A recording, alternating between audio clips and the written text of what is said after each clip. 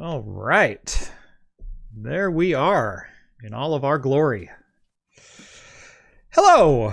Hello, everyone.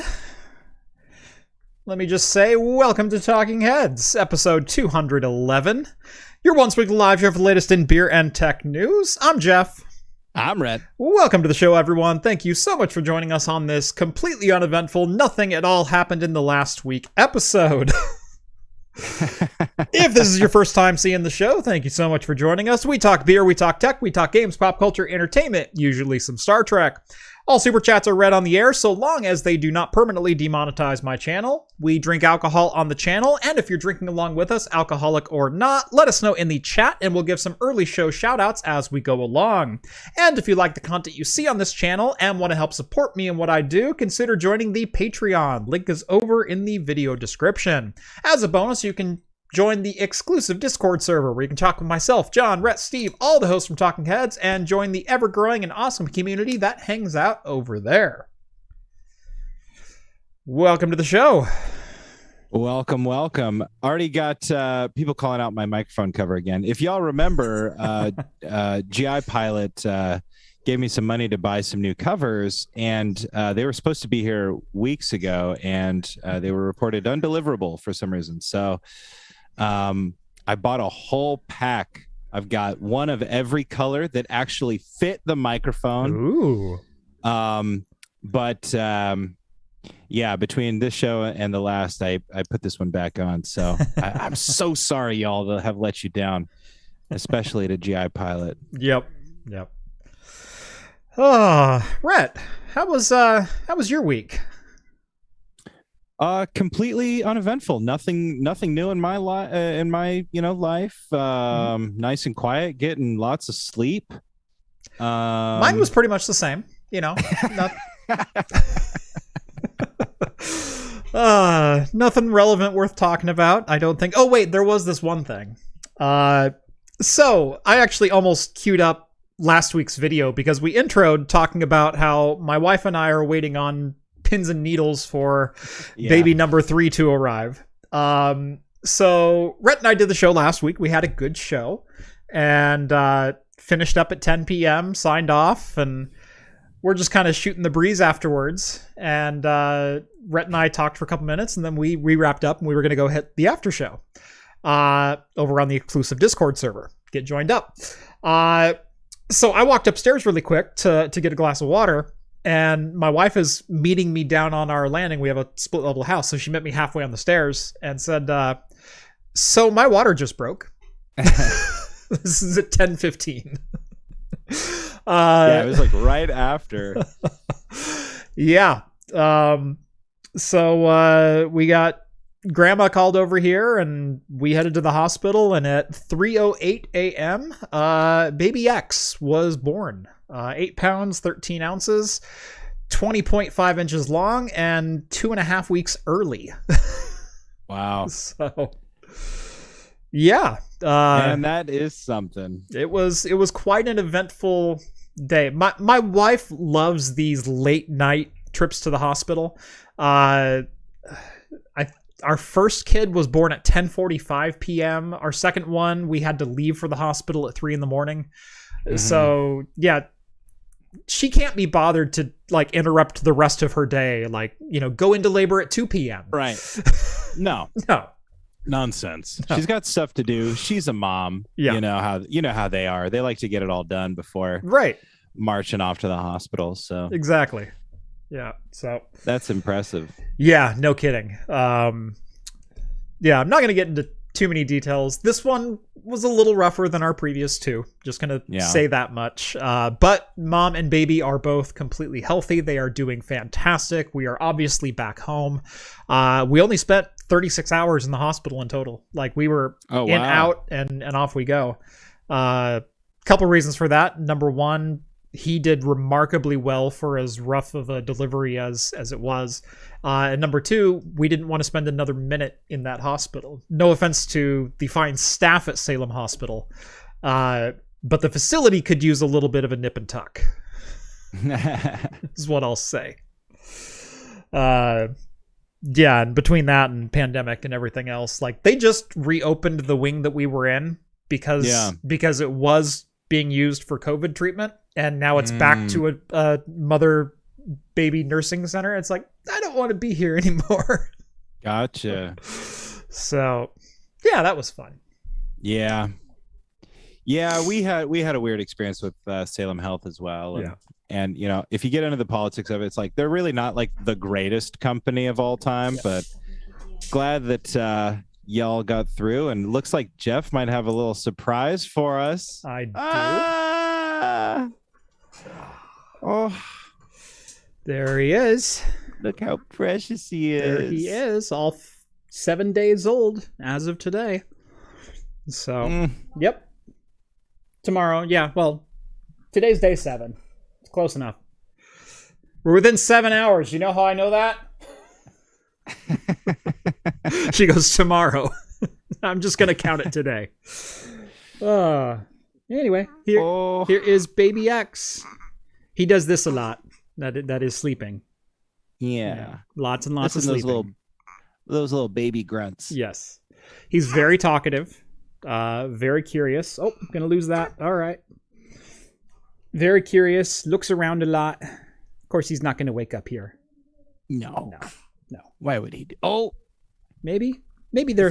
There's some eyes. There's some eyes. He's thinking about he's it. So upset because you took the binky away, Dad. I know. What are you doing? My goodness. Oh, there he is.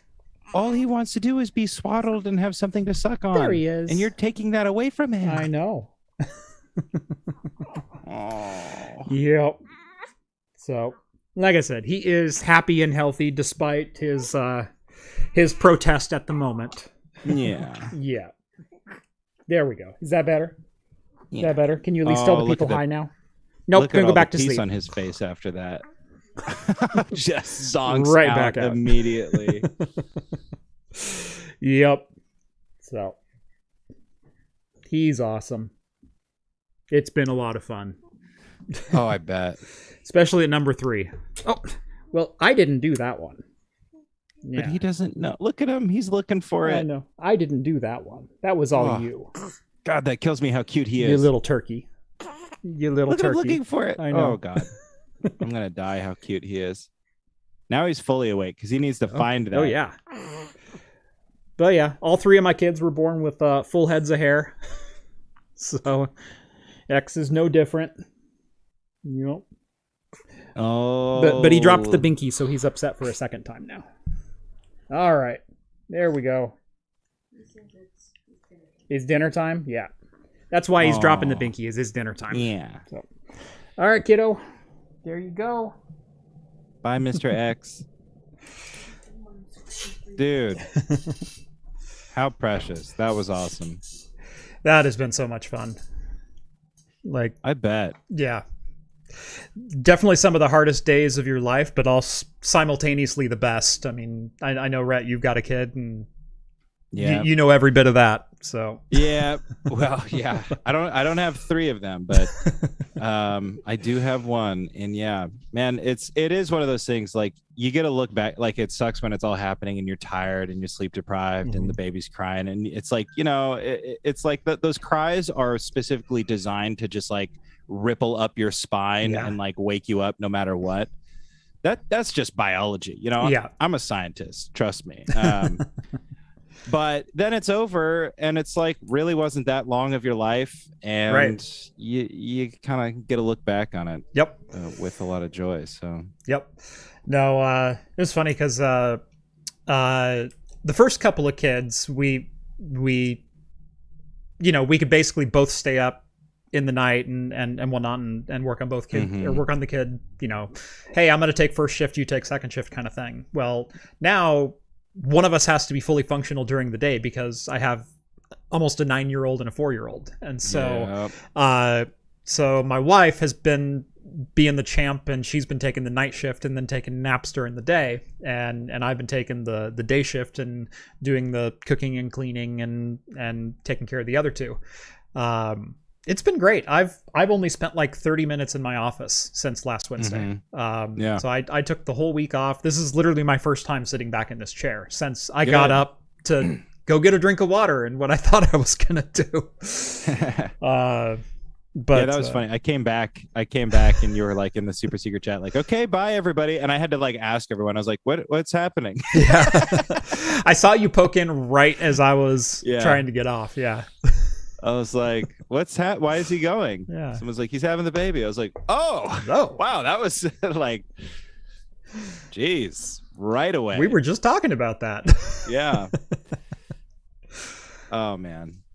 It's been fun. It's been a lot of fun. I bet, and you know, that's like the joy of like working for yourself at a time like this. It's like, you know, there's like added money stress, of course, but like you don't have somebody that is just egging you on to come back. Hey, so when are you going to come back? Like, yeah.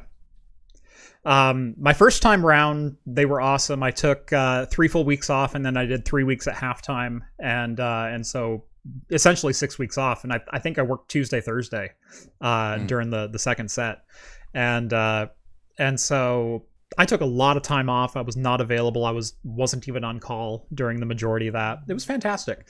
Nice. The second set, not so much. Like I took 2 solid weeks off, and then it was like, you're coming back yet? You know, and right. Not as great of an experience. And this time around, it's like, I don't even have to worry that things are getting taken care of, because I know they're not getting taken care of. Right. You know, there's this weird calm about like, yeah, I know things aren't getting done, but I'll do them when I'm ready. Right. Well, that's the thing. Yeah. You're answering to yourself. You know what fires need to be put out when you come back. Yep. You're tracking it. It's good. Yep. And if a bridge gets burned, or you know, something falls through the cracks, well, whatever, you'll do your best to fix it, or not. And if it's unfixable, then it doesn't matter. Right. You'll find the next thing. I'll move on to the next thing, the next whatever. Yeah. So yeah. Well, anyway, yeah, you were gonna say something. Go for it. No, I was just gonna like hit some of these super chats real quick, because we got Kren in here with a good A and a 5 Australian bucks. Congrats to Jeff. Yeah, I second that. Congrats to Jeff, and thank you, Kren, for the $5. Echo the $5 dingery dues. There you go. I was trying to look for a good $5 dues. Yeah. I was gonna say like $5 upside down dollars or something. It didn't work. Yeah, we'll get there. I'll come up with a good one. Thank you. Good. Pity laugh. Yes. He's developed a really good fake laugh as a dad for his third stint as a dad. Echo $1. No chat attached to it, but thank you, Echo. All the same. Oh no, he's got a $5 next one. Yeah, there you go. That's what I was looking for. Perfect. Yeah, you know, I've never seen them talk about Star Trek. Just saying. Well, I mean, you must not be around here that often, Echo. Tonight may be your night. Like, just for you, we'll end the show with some Star Trek talk. We usually keep it for the very end, because some of the audience really likes it. Some of them really don't. So there has to be a Star Trek tie-in with Parenthood. Yeah. And I'm really thinking about Laxwana Troy. No, I don't know. How about when Data tries to become a dad? Yeah. He creates and the joke sails over her head. Exactly. Yeah. Lol. I don't know what the joke is. Well, no one knows the episode, but everyone knows the GIF, and that is Data has a ball and he throws it at Lol, and it hits Lol in the chest, and then she goes. Oh. And then she looks to Geordi for approval, and he goes. Nice. Yeah, it's a great GIF, and they annotate it with like joke and point, and yeah. See, my friend group in high school was so stupid that we used to say acronyms, and so like it's like obviously a lot of people sometimes say ROFL, you know, ROFL, ROFL. Yeah, maybe they don't say it, but they say it when they're describing it. Okay, well, shut up.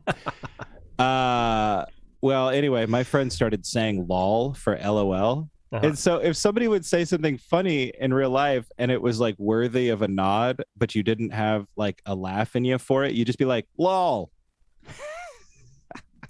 So stupid. Anyway, I don't know why I shared that with every stranger on the internet just now, but there we are. Then we got Big Spoon for $4.99. Welcome to the world, little one, and congratulations, Jeff. Thank you, Spoon. I also second that. Thank you, Spoon. Forrest H. Armstrong, $5. Happy 7th day to Baby X. Here. And here's to 7 more and 7 more after that, ongoing. Hopefully more than 7. Okay. Yeah, for sure. I said ongoing. We'll do a rolling 7. How's that? Yeah, that's the term I was looking for. Anyway, all right. Someone asked me what I was drinking. That was Novella Hub. I am having, well, let's just start with, it's the most wonderful time of the year because it's winter ale season. Like, did you buy that case did you get that at Costco? This one? No, I did not. Oh, okay. I did not. It's probably in the Costco case, but it is. That's why I was curious because I saw it too and I was like, Yeah. So Widmer's kind of a weird one because they come out with some decent beers, but none of them are like fantastic. The one most people know is probably the Widmer Hef or the Hefe as they call it, even though the Germans are going. But one of the beers that I really like from them is their Burr Hoppy Red. It's a seasonal beer, comes out in the wintertime, and it's a Northwest hopped red ale, and it's delicious. Nice. So. Yeah, absolutely. It looks delicious. Well, I myself, I haven't opened it yet, but I have a Freem Hazy IPA that I'm looking forward to. Not seasonal because, well, I just don't believe in seasonal drinks. So here we go. I've never had this before. I mean, I do believe in seasonal drinks. I know that they're real. You know, I don't mean that like they're a fairy tale. Rhett's going, I've never seen a Goose Island. Because you weren't nice the other 12 months of the year. That's true. It's too naughty. Mm-hmm.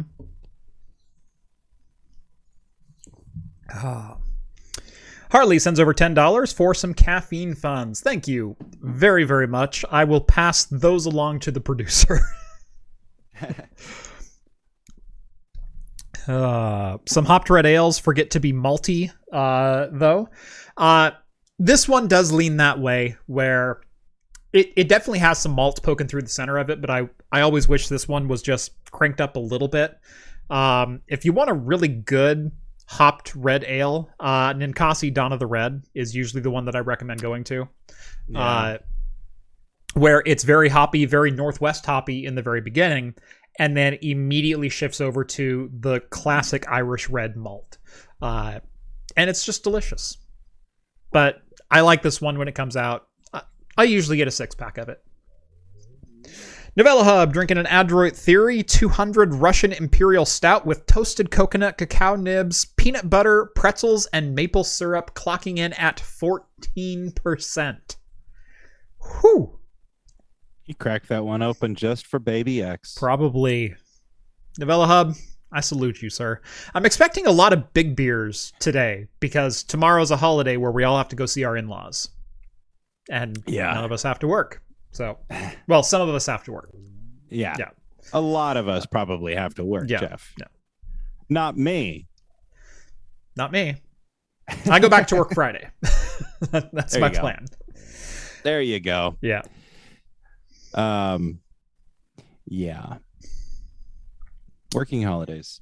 Yep. Sucks. Yep. One nice thing about the pandemic is a lot of the stores are starting to go back away from doubling down on, we're going to make our employees work Thanksgiving so Karen can get her extra 3% off this item that we surreptitiously marked up 3% 2 weeks earlier. So it's been great for that. We're going back to traditional Black Friday with the exception of like Macy's. Yeah. It's kind of neat. I'm glad to see. I mean, you know, it was looking at like getting some last minute orders in, and like so many places were just like like we'll have this couple hour window of which you can pick up stuff, but like there's not going to be anything on Wednesday. There's not going to be anything on Friday. Yep. Like your stuff will be outside our front door for 2 hours on Thursday, and then we're going home to our family. It's like we don't want to talk to you. It's going to be outside. Yeah. We'll make sure no one runs off with it, but it's like, every cool. Store that I've seen, they have signs that they're closing at 1 p.m. and we won't open until 7 o'clock Friday or 6 o'clock Friday, and it's like awesome. It's how it should be. You know why? Yeah. Because people have families and they'd like to spend time with them. Right. Yeah, and that's the thing, and I have tried for years and years and years to like draw the line of like, look, it's Thanksgiving Day. I'm not going to the grocery store. If we forgot something, we forgot something. And like, without a doubt, I usually end up going just because I want to make things easier for everybody. But it's like, and so like, kudos and thank you to the people that are working. But like, gosh, I wish you didn't have to. And I mean, wish I could support that by not doing it. This year is the year. Right. I swear. There's a couple of staple stores that stay open. I appreciate that 7-Eleven stays open. I appreciate that there's, some stores like that where it's 1 or 2 people who work on Thanksgiving, but they signed up knowing it. And you know what? Not everyone needs that time off, but it's the stores like Walmart where there's 70 people in the store. Maybe let them go home for a few hours. Like, it's not going to kill you. Yeah. Well, and then a lot of retail workers too. It's like maybe they have Thanksgiving off, but then they got to be in at 10 p.m. to like prep for the madness. Yeah. So silly. Yep. Well, anyway, talking about a holiday that probably half of our audience right now does not celebrate. Yeah, probably. But maybe what are you going to do? I don't know. Anyway, let's get into some tech news, as there actually was some tech news that happened while I wasn't reading anything. Starting with a little bit of speculation, and that is that there's been a distinct absence of boot camp and Windows compatibility on the new M1 Mac laptops and desktops for that matter. A lot of this was wrongly placed at the feet of Apple for locking down their systems and whatnot. Actually, Apple's M1 Macs have an unlocked bootloader. And in fact, there's already some people getting, they've already gotten Linux shells working on them, and they're working on getting graphics drivers and some other things. But as the architecture is so wildly different from anything else out there, there's not a lot to go on. Now, Apple could provide drivers, just saying. But that hasn't happened yet. But Apple didn't lock down the bootloader on their M1 Macs. Rather, it's been Windows who has not been playing ball in the ARM playground. The speculation now is that Microsoft likely has an exclusivity deal with Qualcomm where they will only offer Windows on ARM to Qualcomm-based CPUs. And as Apple manufactures their own, they are technically outside the license and contractual agreements of Microsoft. That deal, however, could be coming to an end very shortly.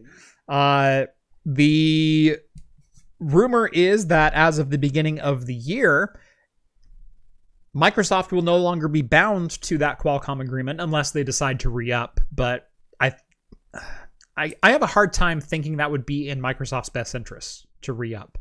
But as of the beginning of the year, you might be able to start putting Windows 11 on your Mac laptop again. Finally. Yeah. Every Apple user's dream.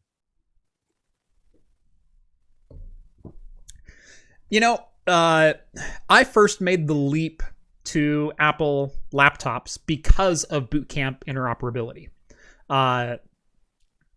Where I've had Mac hardware in the past, as far back as, the 90s.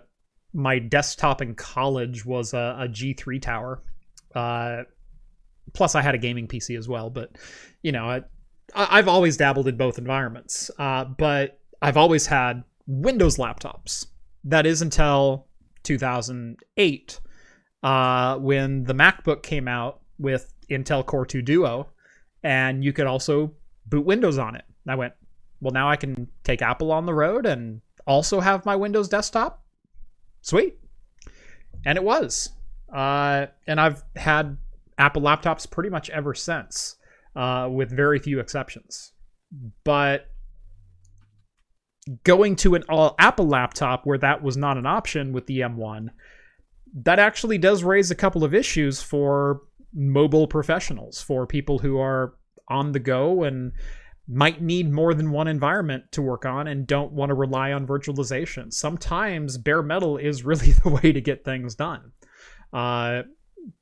So this opening up and having the option to run Windows 11 again on Apple hardware, that is a pretty big deal, especially as gaming becomes more and more prevalent on open platforms, not necessarily bound to x86, and especially as graphics APIs get opened up. So, Vulkan OpenGL become more popular in lieu of DirectX. You might be actually able to game on the M1 MacBooks for real instead of just pretending you can. Yeah. No, it's good. I think things like this obviously are good for the consumers all the way. So Apple and Microsoft don't need help protecting their billion-dollar market shares.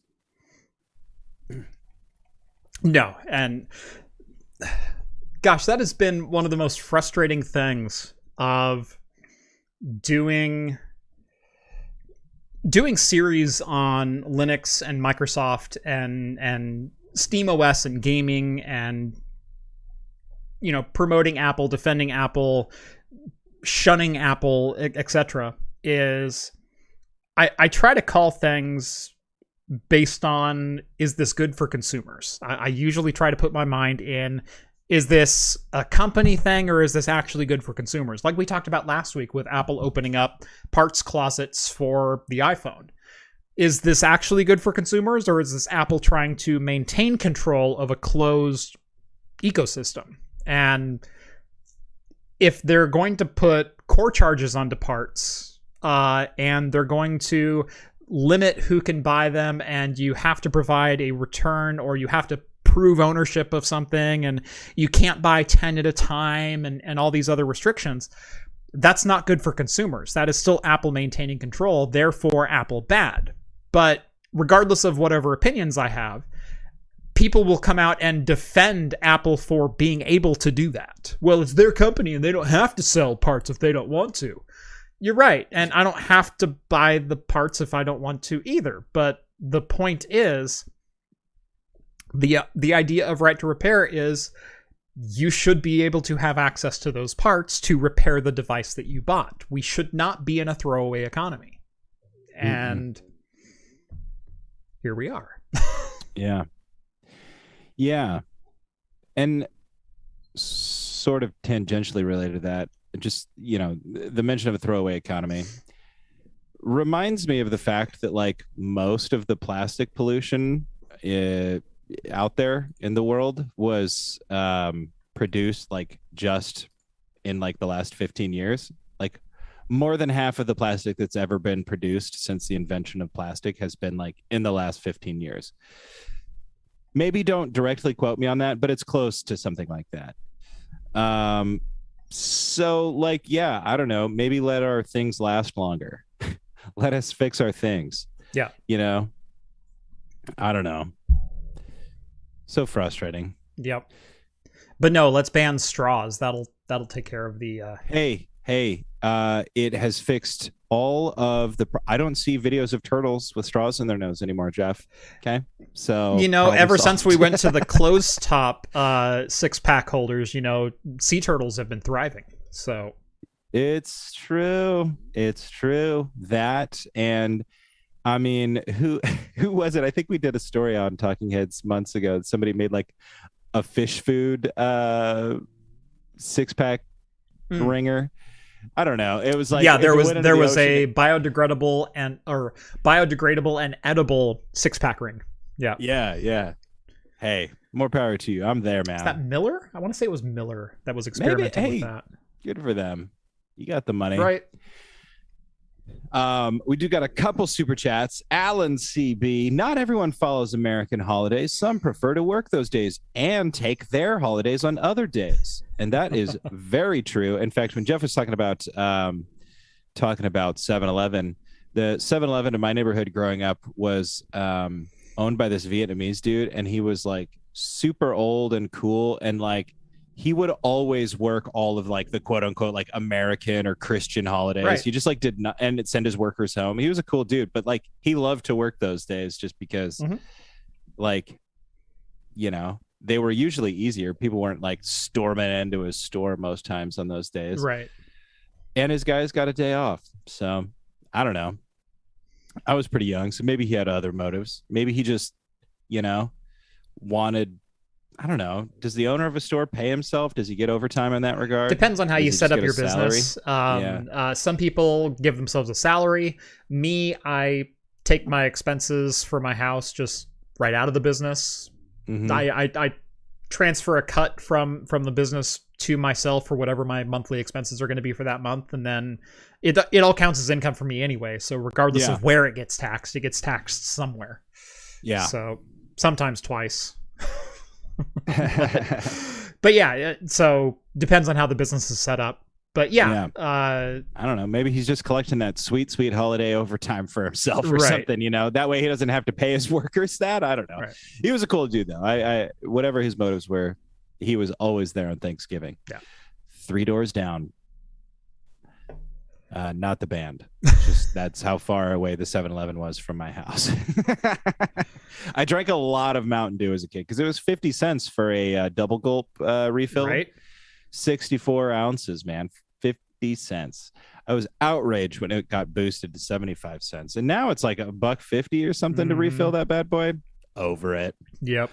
But they sell pizza now. So like you win some, you lose some, Jeff. What are you going to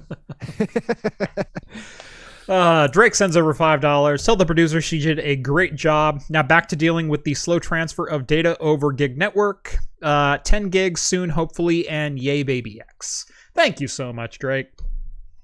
I do appreciate it. I think you DM'd me earlier this week, and I think I was like in and out of consciousness when that happened. So I know you sent me a congrats DM, and I didn't respond. I don't think I responded. Maybe I responded, and maybe I was half asleep. But I do appreciate the good thoughts, the good words, the good vibes. So thank you. Heck yeah. I've been in and out of consciousness a lot last week. You know, it's like looking back on that, like granted, I've only done it once, right? Yeah. But it's like looking back on that time, it was so weird because like I love that.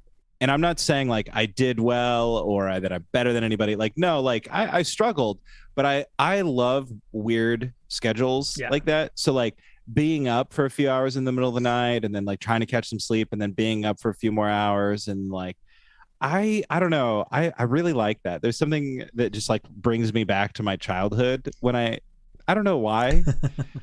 There's probably something like deep seated in there somewhere, but like, yeah. I do like that 2 a.m. to 5 a.m. stretch, as long as you're meaning to do it. Like if you're up and you're working on a project and you're pissed off at the world, it's not a good time. But I love that time where it's like you just happen to wake up, you don't have anything to do that day, and it's just quiet. And yeah, man, you're alone with your thoughts. Got the whole world to yourself. Right. It's like doesn't matter. You got it all to yourself. Yeah. Last night the producer shook me about 3 o'clock in the morning and went, I'm done. I've been up for like I finally got him back to sleep, and then I couldn't fall asleep, and I just started dozing off, and now he's up again, and I just can't. And I went, okay, no, not a problem. I got you, you know? And so I got him back to sleep, and he tossed and turned for like 20 minutes or so, and then I'm like, you know what? I'm just going to go take him, snuggle in on the couch, and we'll sleep there. And he and I slept on the couch. He slept on my chest until like 6:30 in the morning. Nice.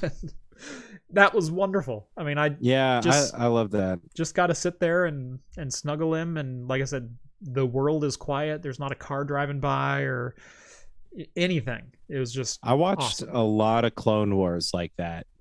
Baby on the chest, mom's in the bedroom trying to catch some sleep. Yep. Feeding him, and he doesn't want to be fed. He wants the real deal. He's super pissed off at me. You're like, hey, I don't got the right stuff, man. Sorry.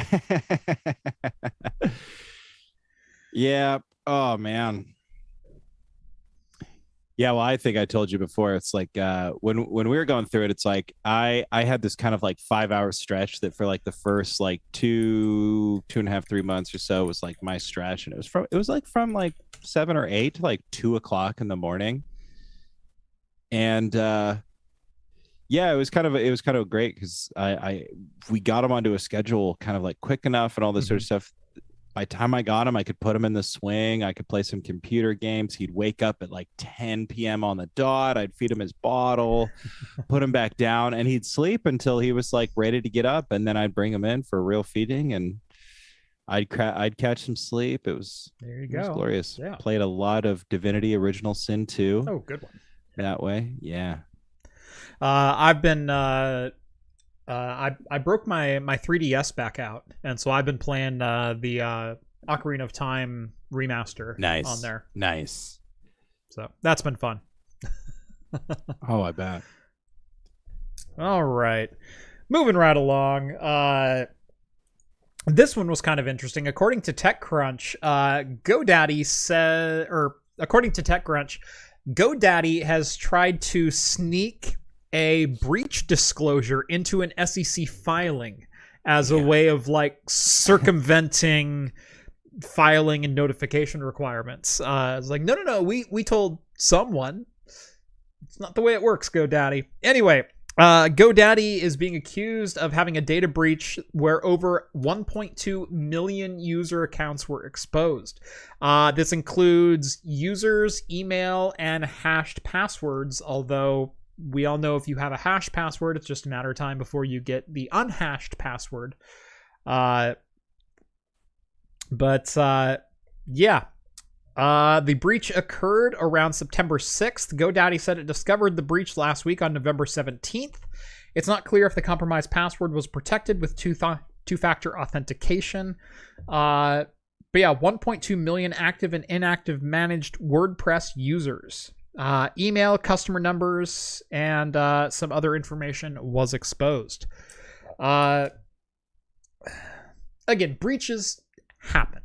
Breaches happen to everyone for a variety of different reasons. How a company responds to a breach is the telling point of should you trust company A or company B. Right now, I'm feeling like GoDaddy's getting around to D. They did notification.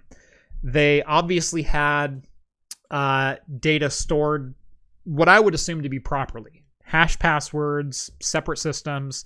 And so there wasn't a lot of crossover in what was actually acquired. However, there is one thing that is a little bit glaring in this. And if I scroll a little further down the article, in some cases, the customer's SSL private key was exposed. Which means that you could technically sign code and upload it to a customer server and have it run as a signed, secure item, or even decrypt HTTPS traffic intended for a user's site. So that's not a good thing. But it is difficult to store SSL certs for so many customers. I'll grant them that. But I'll give them probably like a B for data storage and probably a D for their response to the incident. They've been very slow about notifying. They discovered the breach on November 17th, and then they tried to like just sneak it into an SEC disclosure, and just recently started sending out emails to affected customers. Man, 2.5 months is a long time for attackers to be able to take advantage of that data. Yeah. Would have been nice to know, I don't know, 2 months, month and a half ago, end of September, maybe. Yeah. Yeah. So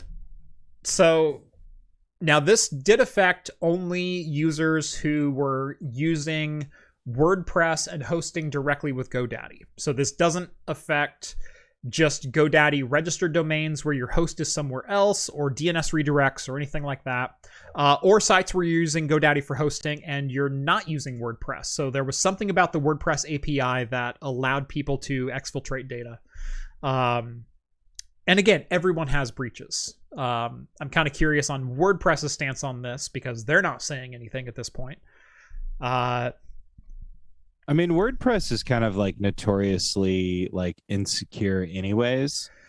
They've had a lot of security issues, although they're also a very broad target. And so yeah, I mean, they're, you know, obviously you have some like WordPress power users out there, but if somebody just wants an easy to manage blog or like a static web page without any sort of like front end web development skill, like you can just throw in, you know, WordPress, add a couple plugins, and you're good to go. But the thing is if like you're not security conscious already, then having WordPress itself is sort of like, again, it's like anybody who uses WordPress, you know that the way that you access like all of your sort of like blog management stuff is through like a, you know, a unique URL that is technically accessible to anybody, and then they could just sit there and like brute force your password, right?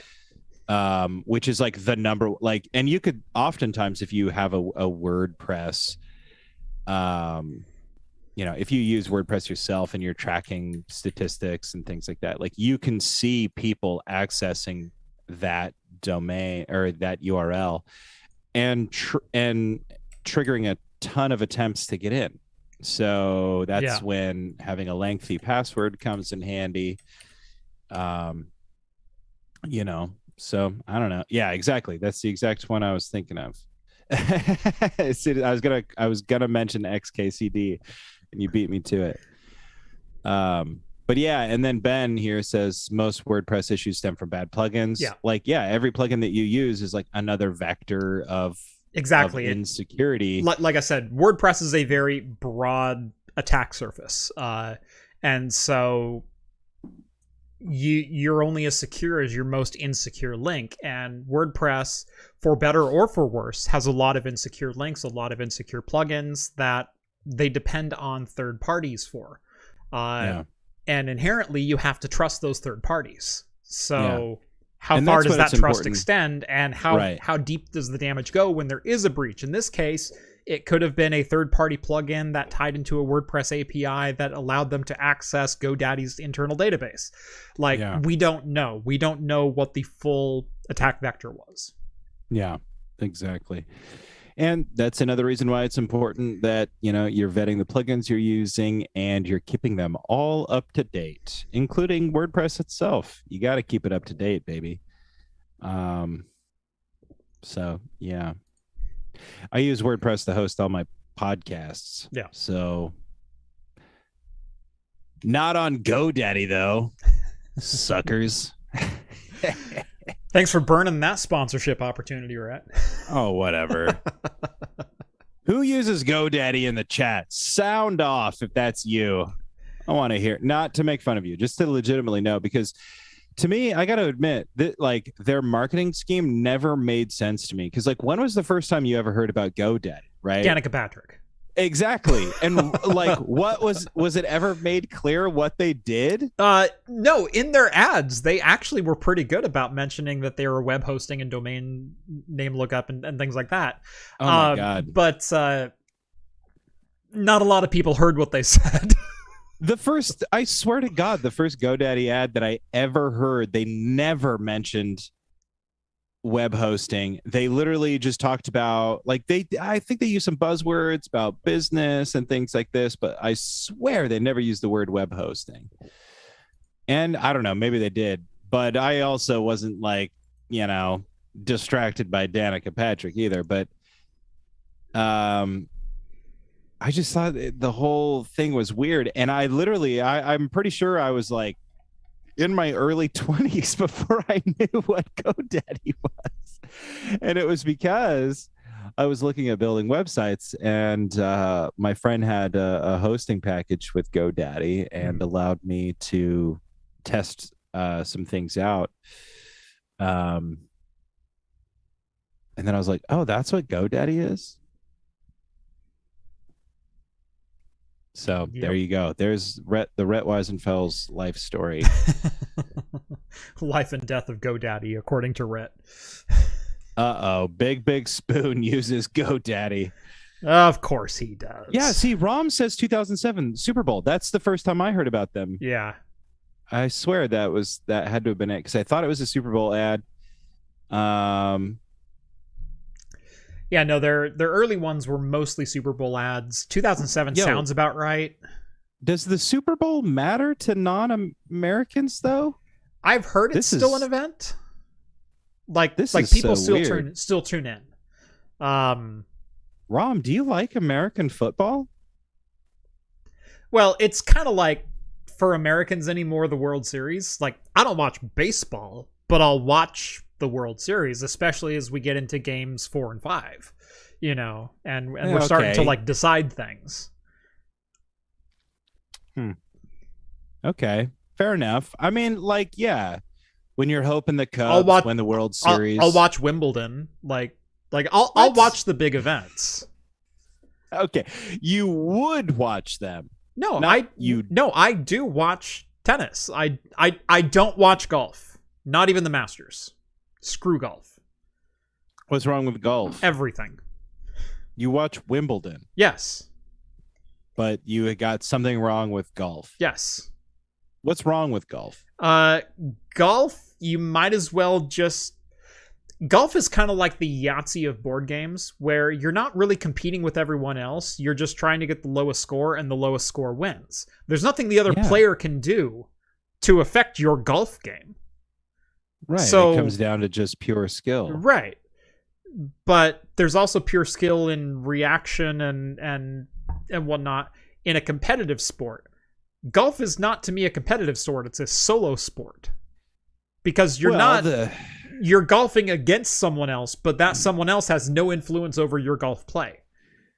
Jeff, go play 18 holes with a complete stranger while drinking and tell me it's not competitive. Well, I can't, because golf clubs don't fit me at all.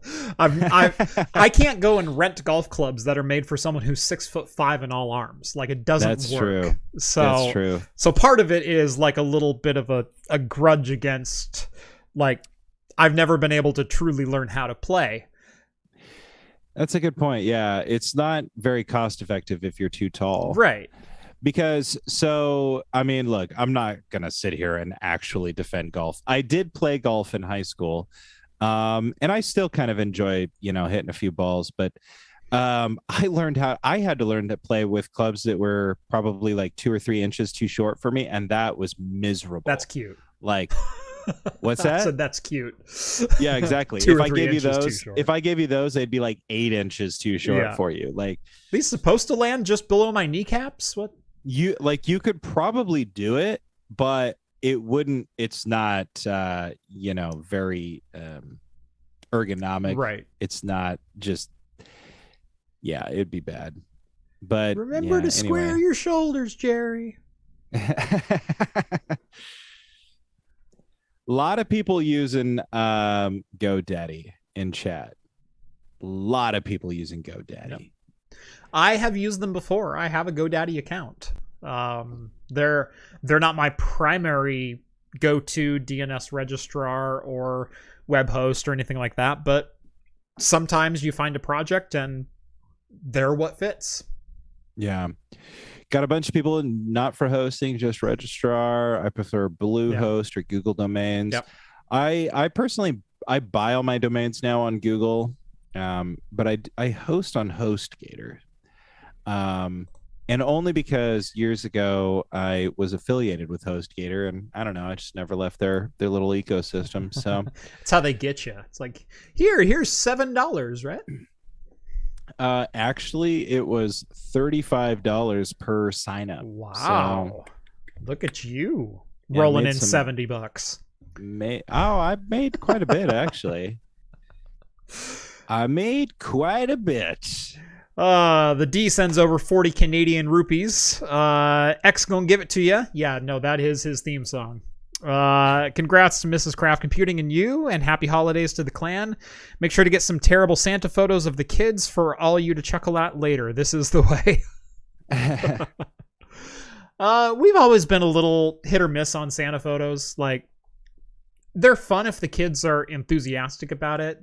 I'm not the parent to like, no, you have to sit on Santa's lap and damn it, we're going to be happy. Yeah. Because all you're going to get is this screaming, terrified picture that you're going to pay $40 for and be pissed off for the rest of your life that your child's not smiling. It's like, there's no point to it. And if you're that parent, loosen the F up. For real. Life is too short to worry about children screaming at Santa. We had a tough choice. With the other company I work for, Jeff. I don't know if you know this, but I do moonlight as another professional in a completely other industry. I do understand that. You'll be talking to HR as soon as the office opens back up on Monday. It was the non-compete, right? Yeah. Dang it. I knew it. If it helps, it's in an unrelated industry, but I think I recall that non-compete applied across the board. Yes. Full spectrum non-compete. Yeah.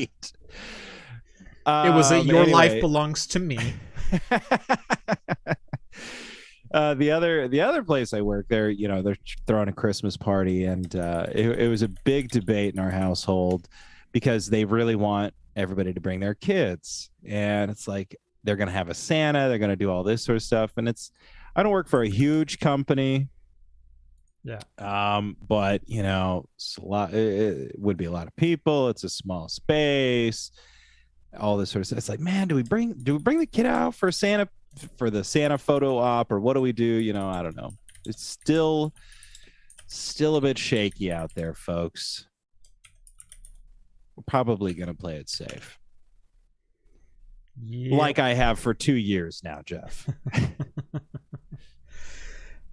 D sends over 5 more Canadian rupees. Thank you so much, D. Big Spoon, $1.99. Dignation, hashtag Kevin Rose, hashtag Alex. Yes. Cool. Hey, I heard, isn't Kevin Rose coming back to the new G4? Or did I make that up? Kevin Rose. He was like on G4 back in the day, on the screensavers. He founded dig.com for those familiar with Dig, which was cool for all of like 3.5 years. Actually, I'm pretty sure dig.com is still a thing. Yeah, dig.com is still a thing. Given that one of the results is Kevin Rose net worth, I don't think he's going to bother coming back to G4. Like, him and Olivia Munn are living pretty good lives. Separately, obviously. Is she not coming back to Olivia Munn? Haven't heard anything official. Huh. I saw a list of everybody coming back to G4. Yeah, there's Kevin Pereira. There's I saw Adam Sessler. Adam Sessler, yeah. I watched the first attack of the show. That was a lot of fun. Oh, that's cool. So I should have watched that. Yeah, it was really cool to see that show back on the air in some semblance of another. Yeah, back on the air. I watched it on Twitch. Yeah, for sure. Let's see. I'm sorry. I'm searching for the list of people I saw, but not finding it. Drake wants to know, a lot of the old hosts are coming back to G4, so maybe we can start to petition you for a guest spot. That would be incredible, but dare I say, Epos Vox deserves it more than I do. Like, if you want to petition to me, you are more than welcome, but honestly, I want to throw all of my cred and any of my audience who wants to see me on there behind Epos Vox, because that dude went to college to become like a G4 on-screen personality, and then they folded right about the time that he was finishing. And so, like, the dude deserves it. That and beyond the beer thing, he has a much tighter niche than I do. Like I've really gotten into the server side of things, and my channel has kind of evolved into the server and the weird GPU guy. Could have been the wish.com guy, but I fought that demon. No, you shouldn't have. It's not too late, Jeff. Man, we would all be living such better lives if I had just done like a wish.com unboxing channel. Like, man, I'd have already bought a house for you, Rhett. Like, yeah, I know. I was looking forward to it. There was a lot of promises in there. Yeah. One could say there was many wishes unfulfilled. Yes. Okay, that was a bad one. I'll try again. Speaking of wish.com, there is a issue in France right now where France wants to remove wish.com from search engines. Story even. Yeah, no, that's why I did the segue. See what I did there? No, that was great. Damn it, Rhett. I butchered it. See what I did there? Anyway, it was brilliant. France, I thought you were just like making conversation. I was, and I made it relevant to the segue. All right, let me step that out of the the segue way. had layers. If you're done derailing this show, I'd like to continue. You got it. France has petitioned search engines and app stores to remove wish.com in the name of consumer protection, to the shock of no one except the LA Lakers. So for those who don't know, wish.com is a site that kind of got famous because a lot of people started unboxing their products, and I deeply, deeply apologize for that trend that I started.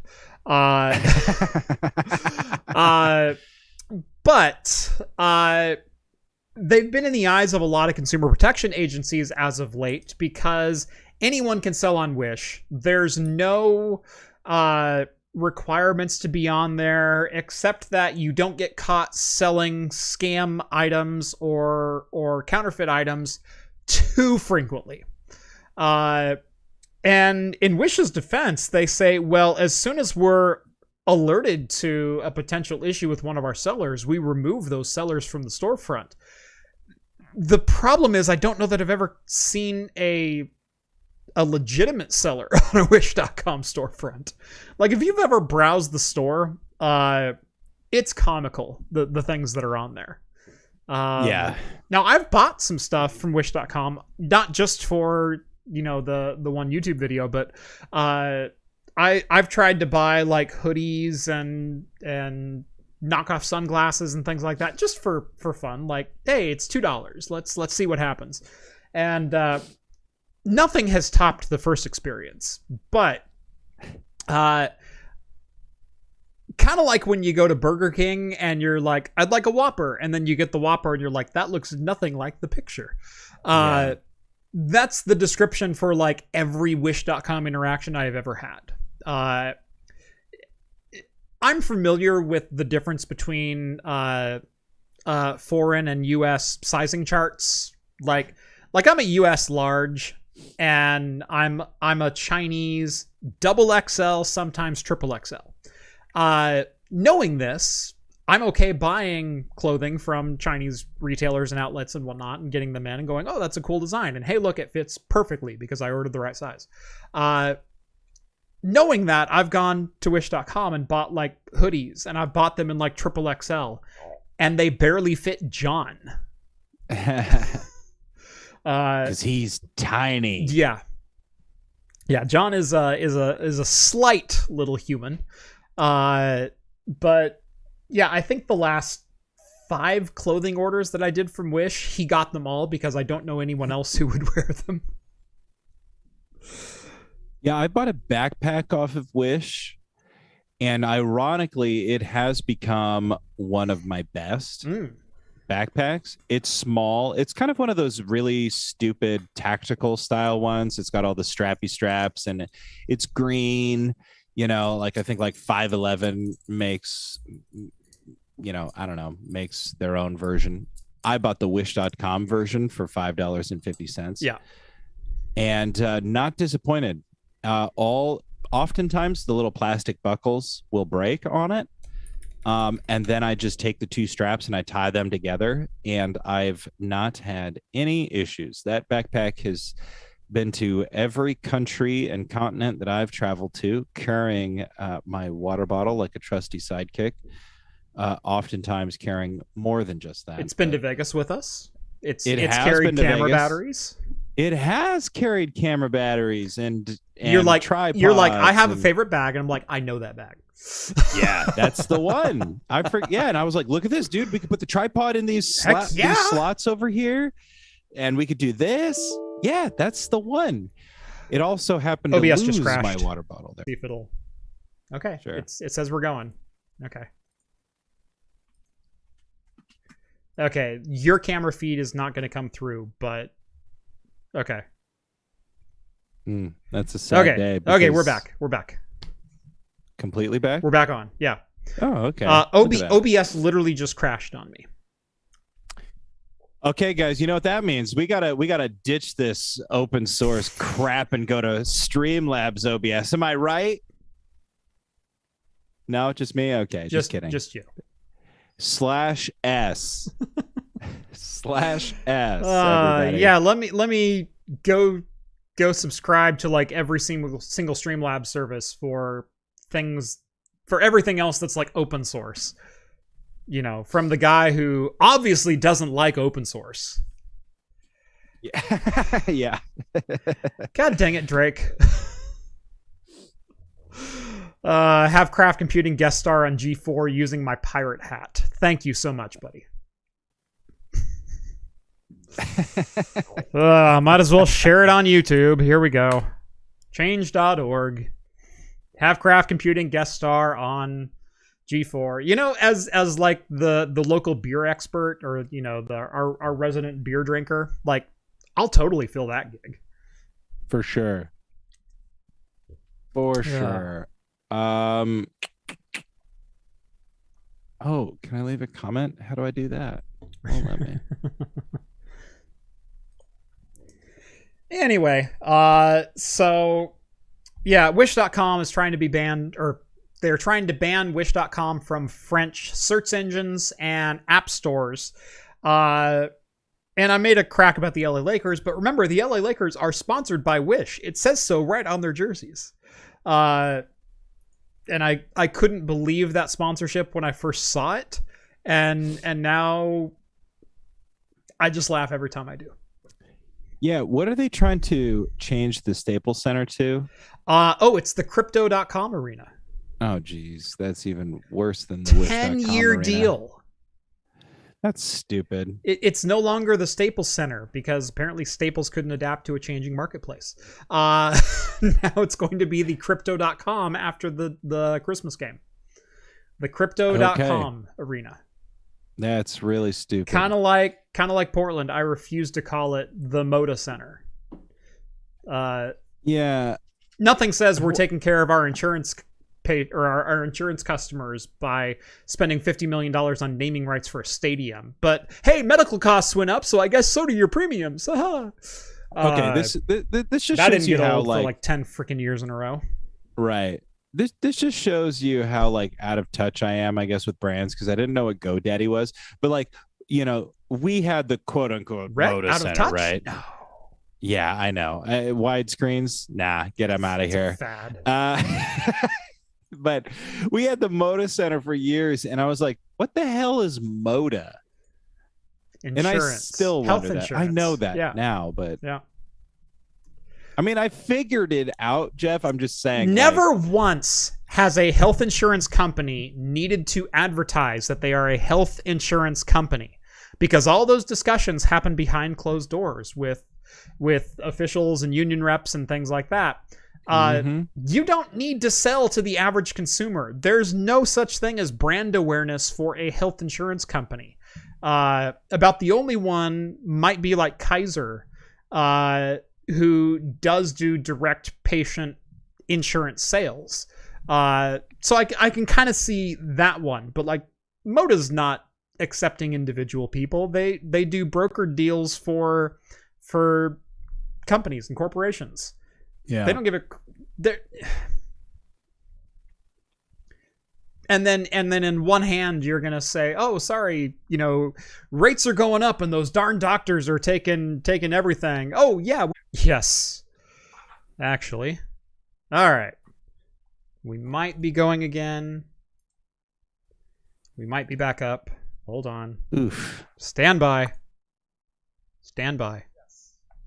Hey, all right, we are going again.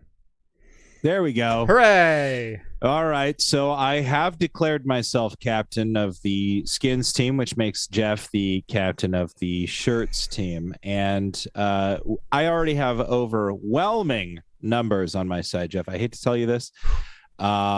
People are tired of wearing clothes, and I've won them over on that simple fact. They don't want to do it anymore. So your RAM has attempted to store a 2. Would you like to proceed? I didn't click yes, but it did anyway.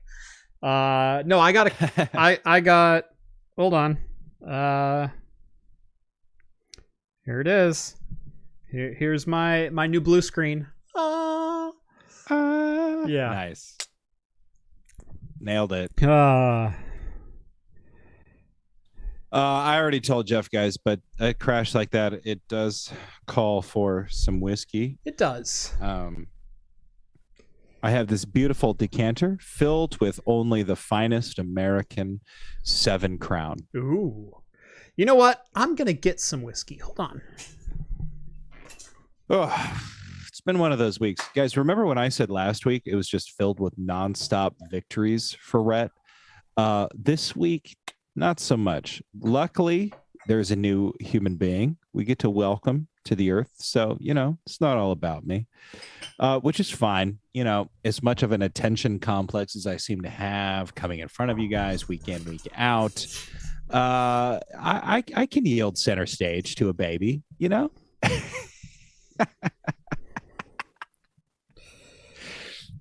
You'll have to review the tapes for that one, Jeff. I'm going to have to.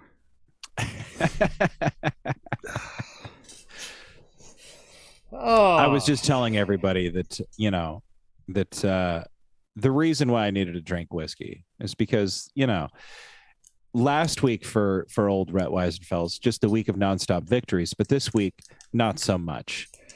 And then I mentioned your new baby, so yeah. All right. So I actually picked this bottle up tonight. I wasn't quite planning on opening it yet, but what the heck? From Rogue Ales and Spirits. It is the Rolling Thunder Stouted Whiskey, cask strength. Woo. There it is. So handwritten, 58.13% or 116 proof. I dig it. I get that bottle every year as a Christmas gift, so yep, looking forward to that. I'll let you know how it is. I got this one last year as well, so yeah, it's a good one this time of year. So, ooh, yes, it's got like a red wine smell to it this year. Yeah. Mine smells like a Canadian imitation of American whiskey, but it's all good. Yeah, so this is a great bottle. In my opinion, it's slightly overpriced. It's about $80. It could probably be $60 if I'm like comparing it to other offerings in the $50 to $60 range. I'd put it there. Not that I'm disappointed at $80, but close. But I mean, that's expensive for a bottle like that. Yes, it is very expensive. I would say even 60 is too much. I would pay 60 for it, but 60 is too much. Yeah, like I'd like to see this in the 50 to 60 range, 80s pushing it. I was going to say like 45 to 55. So not too far off. I'm splitting hairs here, but yeah. But anyway, it's a fantastic bottle. That is 100% Oregon grown, raised, aged, everything. Whiskey finished in the same Oregon oak barrels that were used to age our Rolling Thunder Imperial Stout. So kind of like the Jameson Stout Edition. This is aged in Imperial Stout barrels. after it's been aged in New Oregon oak. Nice. So, their Dead Guy whiskey is pretty good too. It's not too bad. Yeah. A little cheaper. And that's their standard offering. This is the Dead Guy whiskey that's then been aged in the stout barrels. Yeah. Good stuff. Good stuff. Delightful. Yeah.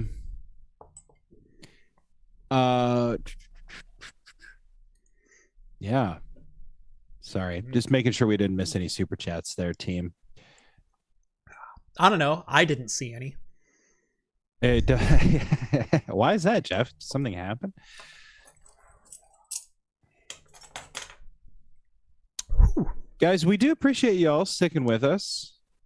It's been a little bit of a different show, but different doesn't always mean bad. So that's only a sip. Yeah, it's also 116 proof. Yeah. It is okay to sip whiskey. Yeah. And that's all I really wanted of this. The truth of the matter is something that's 116 proof is probably meant to have a splash of water. Like if you want to taste the flavor of it, it's meant to have just a little bit. It's going to fill your glass a little bit more. So put a little bit in there. You like to drink it neat. You don't need much more than that. It's 116 proof. Yep. Okay. You got nothing to prove when you drink it alone. And technically Jeff is in that room alone. So. Right. Well, you're here with me, right? Well, you know what? That's true. That's true. The digital age has brought us very far. So. Yep. Oh, where were we? I don't even remember. We were talking about, France and Wish, and we were talking about the Staples Center and the Lakers. Right. Healthcare. Pretty sure I was about to go on an epic rant about healthcare, but y'all have to check the director's cut for that one. Off air, he was just going for it. I was ripping it, dude. I was ripping it. He had to text me. He's like, dude, cool it. OBS dude, you blue screened my computer. Like, yeah. Dude, are you telling me that the healthcare industry does not want us to talk about big healthcare is trying to keep us silenced over here? They got those sleeper agents ready to just press the kill switch on your stream whenever I start ripping on them. American Cosworth says, I just watched an entire Bite My Bits episode in the time you lost connection.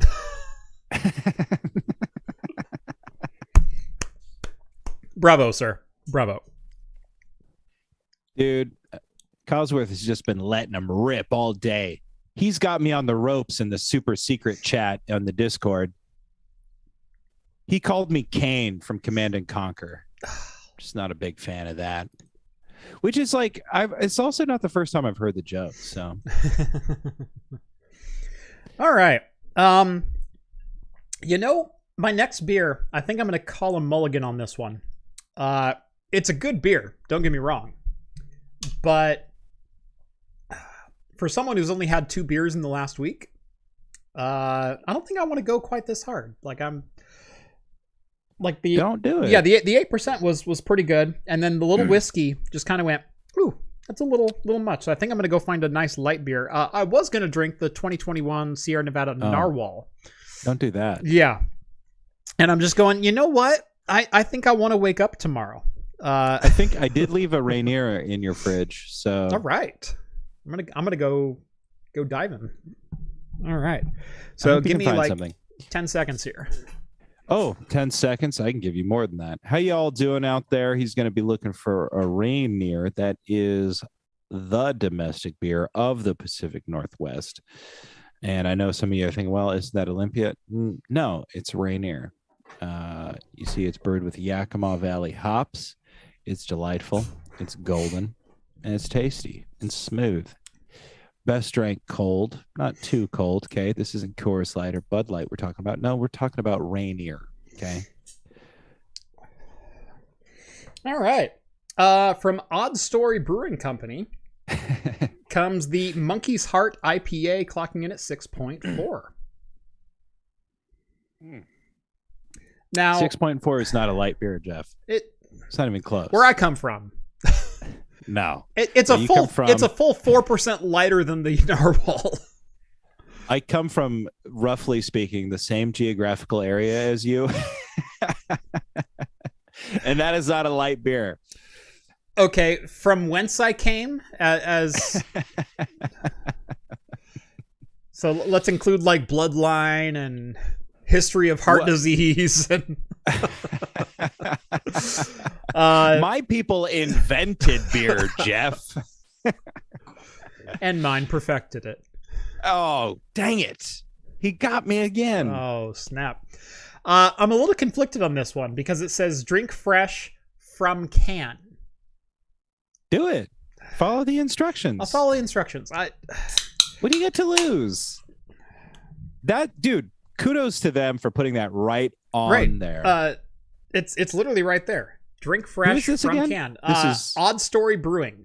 Odd Story. Yeah.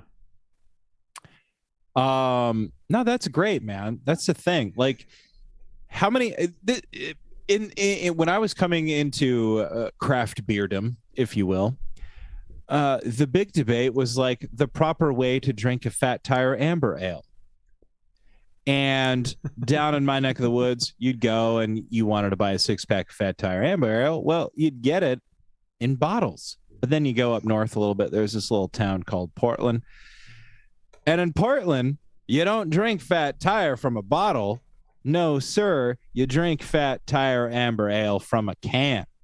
And if you got it your way, you get it in a little tall boy there, a 16 ouncer, a pounder, if you will. And people swear to God that the tin can makes the beer, it brings out the caramel flavor, which I tend to believe. So if Odd Story Brewing is telling you drink their beer from the can, well, I have to maybe accept the fact that they know how their beer is drank. What do you think? I've talked about this before, and the reason that I have so many different varieties of glassware is what you drink from really does make a difference. Yeah. So if they designed the beer to be best drank from a can, who am I to argue with that? Although I do like being able to take in more of the aromatics, and a can really doesn't allow for that much. I like being able to look at the beer. Like, for me, it's more just the experience of, that's halfway, that's a halfway decent beer. For me, it's the full picture of what is the beer. And you don't get that in the can. No, but you get to look at a cool picture every time you pick it up. I do. And this is a cool picture. And green is my favorite color. Looks like there's some sort of animal on the can. I don't know if that's a gorilla or a bulldog. Looks like a gorilla from here. I mean, it is Monkey's Heart IPA, but... There you go. Yeah. So it's maybe not an ape, but a monkey. Yeah. Yeah, I don't know. Maybe they need the little glug, glug, glug action coming out of the can to sort of oxygenate it a little bit. Yeah, I don't know. And even the whole debate with glassware. I know a lot of people who sometimes say, well, this type of beer is meant to be drank out of this glass. This type of beer is meant to be drank out of that glass. And honestly, while I think there is a good sort of general guidelines that you could follow, sometimes it comes down to personal preference. Like a lot of people talk about drinking dark beers out of like stemmed glasses and things like this. Stemmed tulips is like a big one. Or you have like the Pilsner glass, which is meant like, supposedly there's something there with the lip that I don't quite know. Maybe it helps the smell get into your nose better. Well, it's like drinking a Glencairn or drinking whiskey out of a Glencairn glass, where the glass is shaped and designed to be filled to a certain level to help the aromatics better express themselves out of the beer and for you to appreciate them better. Right. Yeah, because as you're tilting it, things happen. Right. You don't get that same, drinking neat experience out of a rocks glass or out of a shot glass. It is a different experience. And I very much hold to that for different types of beers. Now, for some beers, it matters dramatically more than others. I much prefer drinking from an English pint or a stout glass when I'm drinking a stout. Versus for IPAs, you could get a fancy IPA glass, which is the one with all the ribs on the bottom and then the bowl shape on top. That's an IPA glass? That's an IPA glass. Whoa, I had no idea. Yeah. The one that looks like it belongs on Cork's bar. Yeah, that's an IPA glass. And it's supposed to provide more nucleation sites to keep the head on your beer a little fresher and keep more citrus present in the flavor. You know why I think some people don't like craft beer enthusiasts? For that reason? Is because because of the term nucleation sites. Oh my God. Sorry. Oh no. I'm sorry. No, don't be sorry. That was great. I just think I heard that and I was like, oh God, even I want to laugh at me.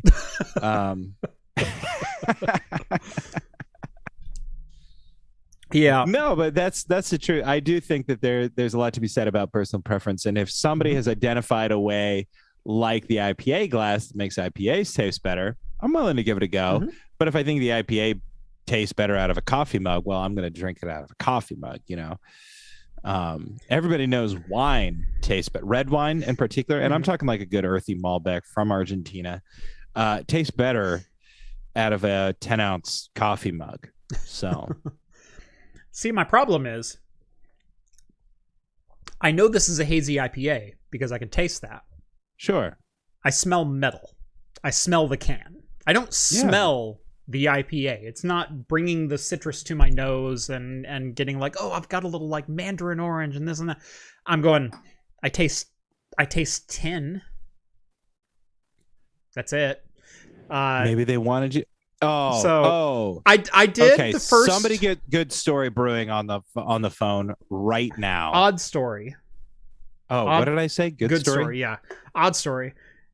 If I'm going to objectively review this, I tried it their way. I have some thoughts. I'm going to try it my way. I'm going to put those thoughts together. It's too late. Everybody knows you can't have half a beer in a can and half a beer in a glass and compare them. That's just not how it works. You can't 3 minutes back to back. It's why tasters don't work, because sometimes 2 ounces or 4 ounces. Yeah, but it's the same beer. No, it's not going to work. You know what? You've ruined your own study. I can smell it here. No, I'm calling the science police. This is just bad statistical surveying here, Jeff. There's not enough data points. I thought you were a numbers guy. I am. Everybody, this is the home lab guy on YouTube. I am. And he's over and here. I know how to bend them to my favor. Well, fair enough. No, I'm just kidding. Hey, I've been over here advocating the whole time for personal preference. If it wasn't working for you in the can, pour it into a glass. You gave it a shot. They asked you to give it a shot. You did. I did. I can already tell you the comedy. So I can already tell you, I prefer it in the glass. Good. I'm glad. The delivery's a little bit smoother. Is it? It is. Are you sure though? It shouldn't have been out of a tall pint glass. This is kind of like the nice middle of the road standard that you can pour just about anything into, including wine. Technically, those are my wine glasses. Technically, this is a wine tumbler, but they're fantastic for beers that you want to open up a little bit. And so stouts that you want a nice big head on, they're great for. Holy crap! Holy mother of Lord Mary, Zachary! Okay, at it again. Whoa! Wow! And you humble me, good sir. Y'all can see it over here. Zachary saw us with $500. Not even a comment. Man doesn't even want to claim the fame, but we're going to give it to him. The man, the myth, the legend. And what a week to do it too. Wow. Thank you, sir. Yeah, that's awesome. I don't even know what I to don't say. even know what to say. Yeah. Oh man. He's been laying down the big super chats for weeks now. He's always had big contributions for Patreon, and here he is just pumping it in late stage talking heads. $500 freaking dollars. Thank you. Oof. Yeah, no, that because of you guys, and I mean this collectively, not just to Zach, but especially to Zach, because Zach just threw down $500. Because of you guys, it makes the decision for me to just take a week off. For real. So much easier to make. So much easier. Because you guys will be waiting here for me when I get back. Like, there's no one out there demanding that I post another video, or, you know, hey, where was Tuesday's video this week? And I thought you were gonna do the Xbox 3 or the Xbox One S mod that I promised like a year ago. Yeah, it's still on the table. People still talking about that? Yep. Oh God. There's a couple other videos that I've promised that I've never delivered on. I'm glad I'm not you. I get to reap all the benefits with like none of the stress. I know, right? But yeah, no, it's because of you guys and your support like this that I'm able to bring you this kind of content. I mean, it's a direct relationship here. There's no, I'm not pandering to you just for super chats. I literally do this for a living now. This is my income. And you have no idea how cool it is to sit in a house that you guys help pay for. And yeah, I mean, for real. It is so cool, and I am so thankful. So thank you guys. Thank you. Yeah, cheers to that. Strangely, the same could be said for my house, which is weird, but you pay for more than one house. It's not even kidding. Like, oh man, no, like, yeah, that's fantastic. Like, that's the exact type of stuff, you know, a lot of circles call that like direct action. They call it yeah, I don't know, like there's a lot of words for it, but you're putting money in people's pockets, mm-hmm. and it leaves his pockets and it goes to other people that are doing things. And I don't know, there's a lot to be said about the way that we spend money. And I have never seen somebody throw it down like Zachary Solis did. So I don't know, that's just badass. Like, what a baller move. He doesn't even have a chat in there. He wasn't like, hey, by the way, the purple Power Ranger is my favorite one. I don't know why I said purple. There's not a purple Power Ranger, but the Z is purple. I think that's why I did it. It's probably, yeah. 3 off.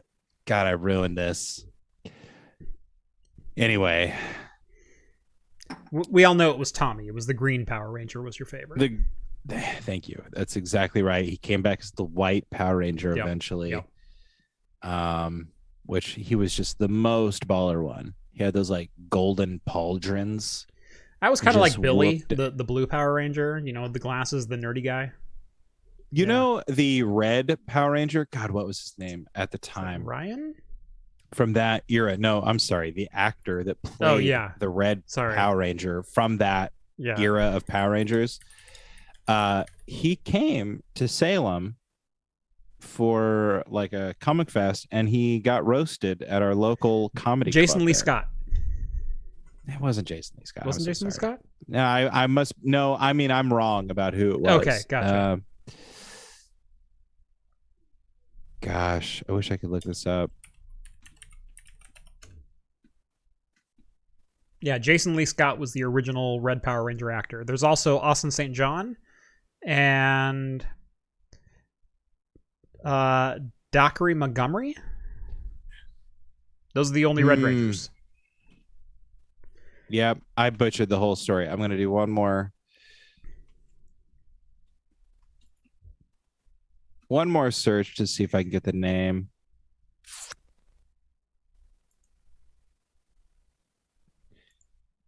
Yeah, maybe it was Jason. You said Jason, right? Jason, yeah. Yeah, maybe it was.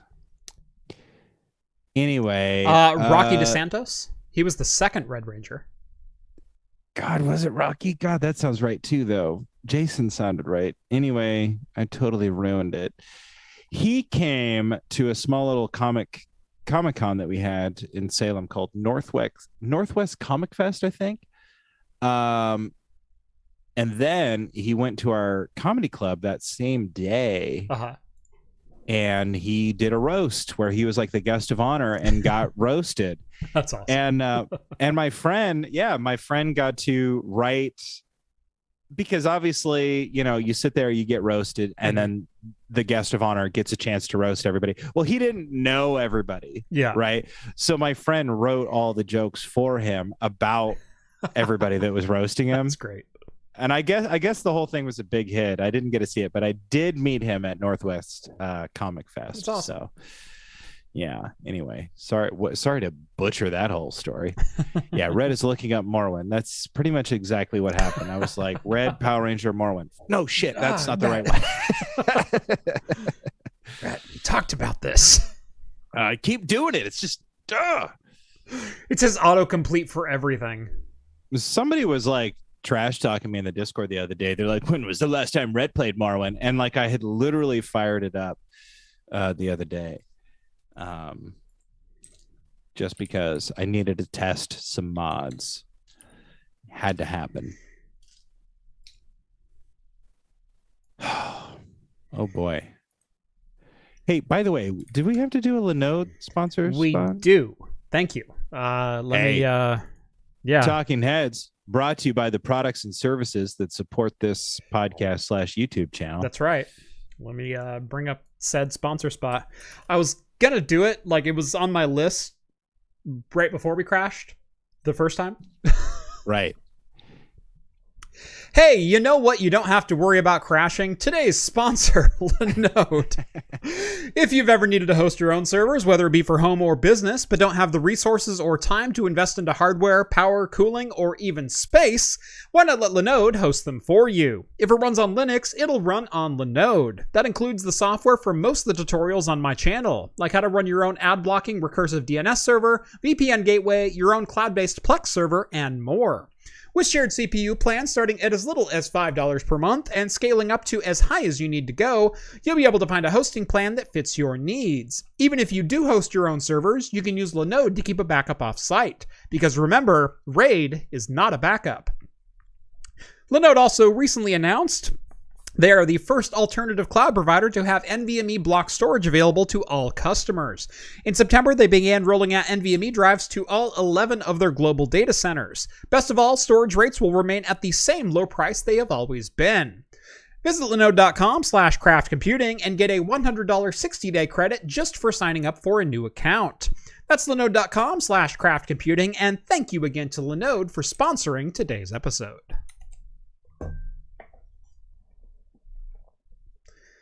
And now Rhett can drink for another day. Thank you all. I really appreciate it, because as you saw when I was pouring my 7 Crown, it was getting a little low. Yeah. I mean, I got it on sale for $10 flat. You don't buy it by the handle? I mean, I should, but the problem is I feel like if I buy a handle of it, I'm just admitting that I have a problem. You know what I do? So upstairs, I have my 10-bottle bar, which is my, I have this 5x2 storage rack for, it's made for wine bottles, but I keep liquor bottles on it. And that's my 10-bottle bar that I keep upstairs. All of those bottles are things like Seagram 7 and Gordon's London Dry and Bacardi White. It's my house liquors. It's my, if you want to come over and make a drink, this is 95% of what you would need as far as liquor goes to be able to make said drink. Enjoy. Like, it's open to my guests. All of those bottles I bought the fifths of, but then I also buy the handles of, and I keep the handles downstairs under the cabinet. And so I get them for like $17 for a handle of Seagram 7. And then I just refill the fifth bottle and put it upstairs. Right. And then the bottle is always full.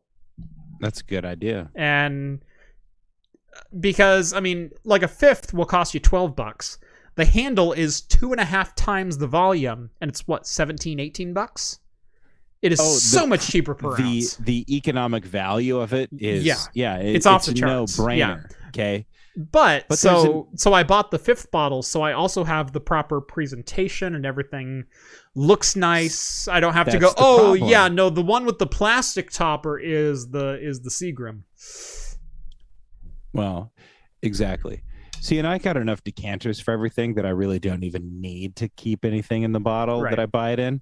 But the problem is I go to the liquor store and I'm like, I see the bottle of Seagram 7 and I could buy anything else, right? And I see the bottle of Seagram 7 and all of a sudden, for whatever reason, I feel a little bit like a cowboy when I grab it. You know what I mean? Like I feel like Arthur Morgan over there in Valentine. Grab that bottle of whiskey. It's gonna burn a little bit going down. That's fine. It's Seagram 7 Crown. Okay. Right. It's where the 7 and 7 gets its name from.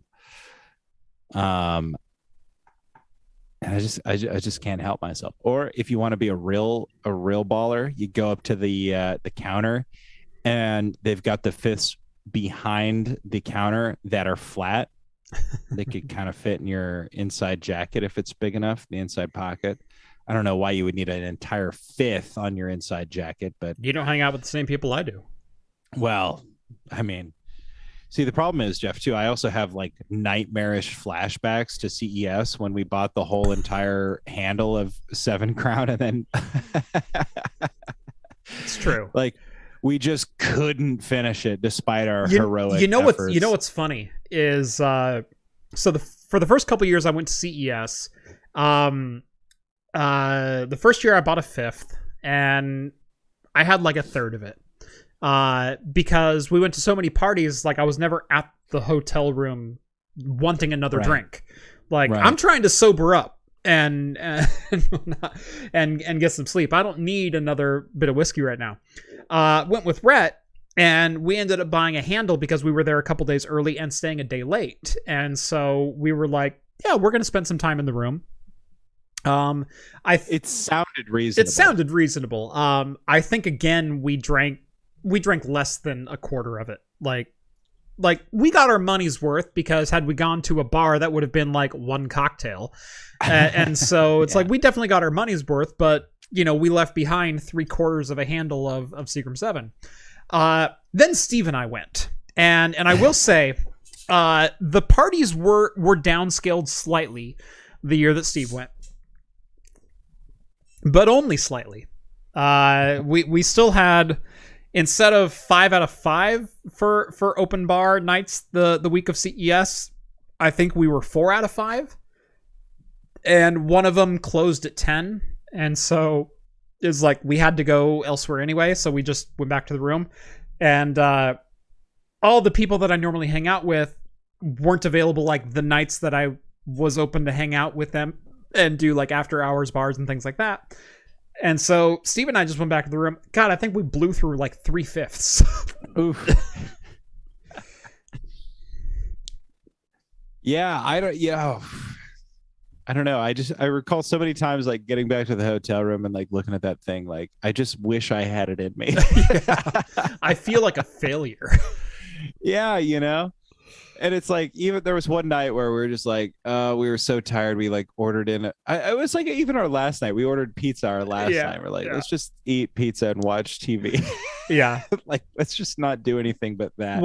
And I remember I had like a glass of whiskey, and just being such a failure, I ate all my pizza and still had like half of this little glass of whiskey. I just couldn't do it after drinking so much that week. Mm-hmm. It's all right. I'm happy to say that Steve is a champion. He's a champion. Yeah. Whereas I'm just me. Just a little baby rat over here. What was really funny is our last night in Vegas with Steve is we even went out with some people, and we didn't drink the entire time. Like, we were so done with drinking by Friday that it was like, do you guys just want to go bowling and shoot some pool somewhere? Nice. So that's what we did. That would be fun. That sounds great. Yeah. Yeah, with Steve was definitely the worst hangover I've ever had at CES, where I woke up feeling like death. Yeah. I will say, see, that was one thing. I thought about walking around with, because we had like early morning stuff every morning. I was just like, always thinking about that in the back of my mind. I don't think I had a bad hangover. Yeah. I don't think I did. The worst that I felt was that morning we filmed that silly video. We talked about coffee. Pretty sure I said buckle up way too many times. No, you did the buckle up on the show floor video. And that was video 1, because we hit the show floor the first day. Yeah, you're right. So we did a little bit inverted. Does Steve hold his liquor still? You bet your ass Steve holds his liquor.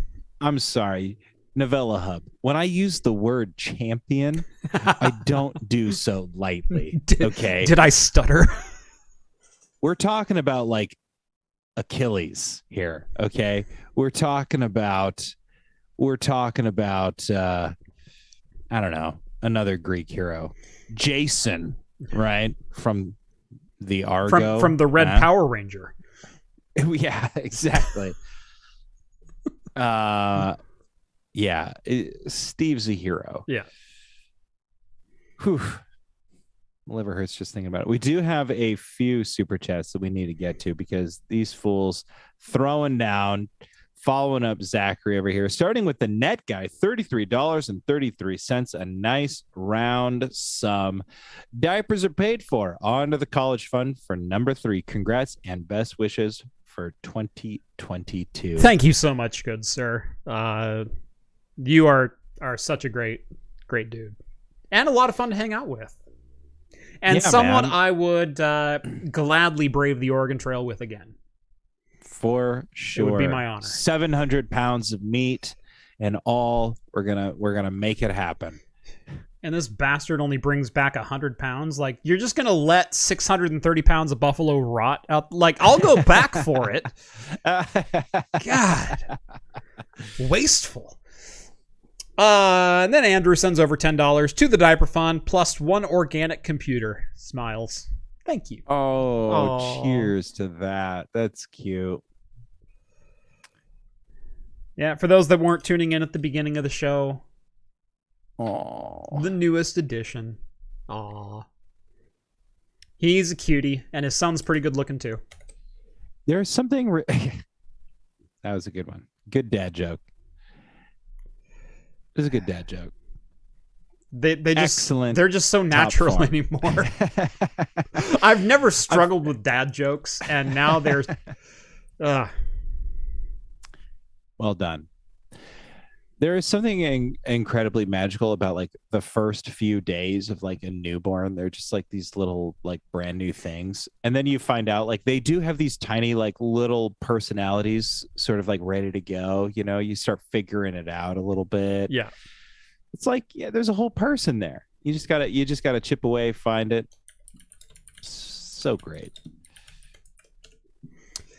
Novella Hub, $5. The net guy is winning the beard growing competition. Well, he got a heck of a head start, I will say. So I didn't realize I was having to throw down, but I mean, I don't know if I'm included in this or not, but like, don't count me in. Okay. I did go to a legitimate beard growing competition in Aurora, Oregon, at the Colonial Pub, and that is I a good pub, just, actually. Dude, that place is legit. It Y'all is. want some good lunch? Pull on over on Highway 99E in Aurora at the Colonial Pub. That place is fantastic. I love going there. Like 17 people know what we're talking about. Right, exactly. Not I mean just watching, I mean like globally. I pulled in there. Well, I went there once because my brother-in-law entered into a beard competition. And I get there, come to find out, nobody had entered into the mustache competition, right? So you're looking at yours truly, mustache champion of the Colonial Pub. So while I can't grow beard, I'm accepting of that. I get it. Let's discuss the weirdest town, though. King City, Oregon. I can't necessarily dispute that. Although, have you been to Camden, Oregon? Wait. King City, Oregon is the weirdest city? No, it's not. What? I will say, isn't that just like a little offshoot of Tigard? Yes, it is. It's on. It's like the Kaiser to Salem. It is. It's on 99W, and it's the Kaiser of Salem. It's exactly what it is. I feel like King City is just a very normal suburb. It's there. It's certainly a place. Wait. What's weird about it though? Because Cosworth, he's local, right? Yeah, he's local-ish. Yeah. What's weird about King City? Because he said, yes, it is, but it is weird. I'll admit, maybe he's more familiar with King City. I've spent a good amount of time in King City, that and along that stretch of Tigard and on 99W, and all along 99W, going to Dundee and Newburgh and all those other little shoots along there. Yeah. King City's not the one that stands out as weird. Their streets suck. Oh my God, their street designs suck. Okay, yeah, I get that. Yeah, but most like that's suburban expansions too. do. Well, it's not even just King City. Yeah, I thought Portland's. Oh, and I thought Portland streets were weird. See, I was going to say Portland's streets are weird because it's a big city that was like never meant to be a big city. Right. It just was like it just grew well beyond its ability for city planners to like organize their streets or whatever happens. Numbering. Yeah, so like Portland sucks in that way. Portland and Eugene both suck in that way because most cities in downtown will use like the names of dead presidents for street names, and Eugene and Portland are no different to that. However, neither one of them put them in alphabetical or numerical order. They're just randomly assigned.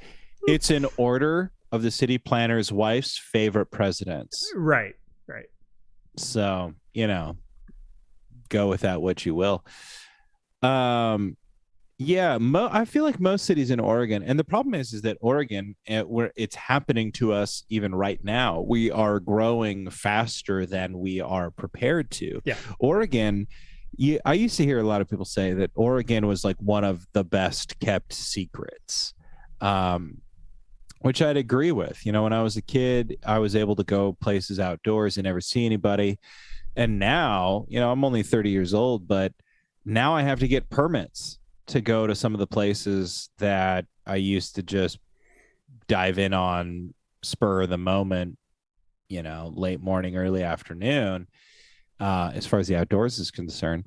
And they're projecting that we're going to have 500,000 more people in like less than 10 years. Do you want to know? Now hold on. So there's a couple of call outs in the chat, and I want to call out Novella Hub here. You guys have not seen St. Paul, Minnesota's streets. The former governor said it was designed by a drunk Irishman.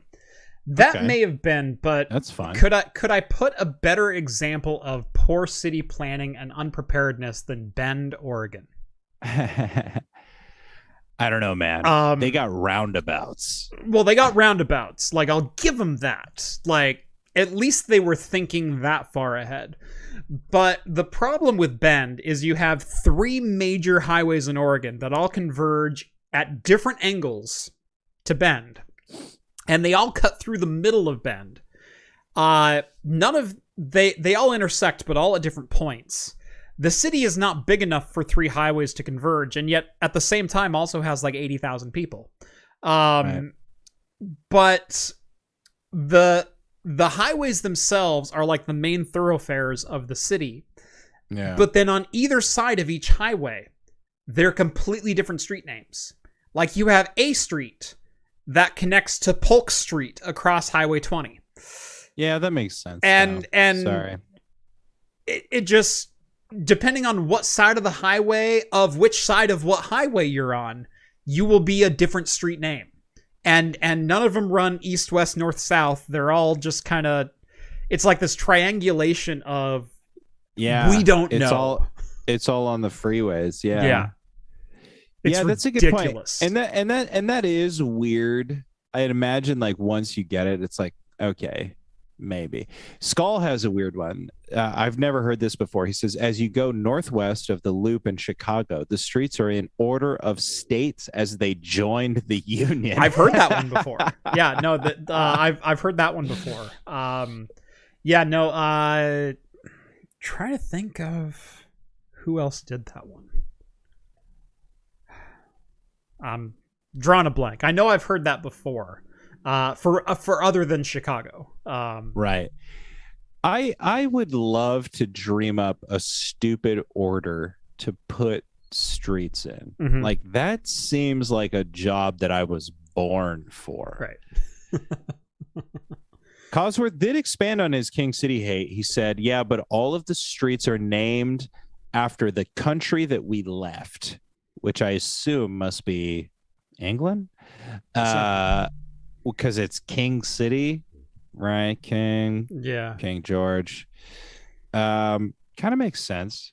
Anyway, well, Bend is bad as well. St. Paul. I get Cosworth is well traveled, so he must just know what the worst places are. But see, I live in small town Oregon. I was raised in small town Oregon. My hometown that I graduated high school from had like 2,500 people. My graduating class was like 50. And you want to talk about weird? Like my little town hosts like one of the largest German festivals on the entire planet. Yeah. You want to talk about weird, man? Let's talk about, I don't know. Are there other weird places in Oregon other than King City? I failed this challenge. I was just going to roll right into it, but Oregon's a weird place, you know. But I'll Oregon, diversity without actual diversity. Yeah, Mount Angel, dog. That's where I grew up. The old Weisenfels clan over there. Stomping grounds, yeah. I like that Cosworth got that just from me saying German festival. Well, if you are even tangentially aware of Mount Angel, Oregon, you know of the German architecture in that town, and you're probably aware of Oktoberfest. The Oktoberfest, because it's one of the largest Oktoberfests that happens, at least on the West Coast. I'm pretty sure it is the largest Oktoberfest outside of Germany. We also have the largest Glockenspiel, which is like a clock tower with bells, like a cuckoo clock type situation with bells outside of the Rathaus in, is it Munich? I imagine so. I think the Rathaus in Munich is the largest. We're like the second largest. Don't know if that's true. Maybe I just made all this up. Be careful about. Yeah, we're not a. Did I say clan? Oh God, I must have. We're the worst. You did. We're not a clan. What I will say is Mount Angel, Oregon's Oktoberfest has the domain name Oktoberfest.org. Nice. Well, they probably took org because they are technically a nonprofit, right? So they run the Oktoberfest as like a nonprofit. The idea being that they generate all this income and they donate. Like honestly, look, you want to talk about politics? We can go into the politics of the Oktoberfest. You know, 501c. Right. They don't donate nearly as much money as they make. They whatever. I don't know. I'm probably going to get right on the crap list after this. They're all watching. All 17 of them. All 17. But yeah, anyway, there's a lot of stuff there. But anyway. Sorry. Oktoberfest in Mount Angel is a volunteer effort by community members that is managed by Oktoberfest Inc., a nonprofit corporation with an elected board of 17 people.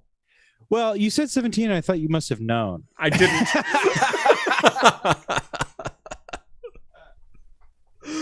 Oh, that is great. Yeah, I was gonna say I was like, no, I was he must trying have to known. verify. No, it was a callback to the Aurora Colonial Pub, 17 people. Oh, right. So I went all 17 right, of them. And no, there's a elected official board of 17 people that oversees Oktoberfest. I was trying to confirm or deny your largest Oktoberfest outside of Germany.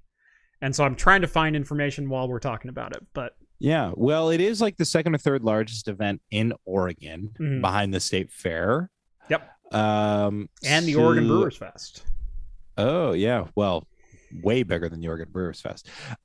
Maybe not. I don't know. But if y'all make your way down to the annual Oktoberfest in Mount Angel, I do serve beer every year without fail at the beer house Friday night, because see, Oktoberfest runs Thursday, Friday, Saturday, Sunday. Yep. I believe it's the third weekend of every month of September. Sorry, not every month. Third weekend of September every year. The beer house Friday night, 4 to 8 p.m. I'm serving beer. Come say hi. Next year, you got a while to plan this out.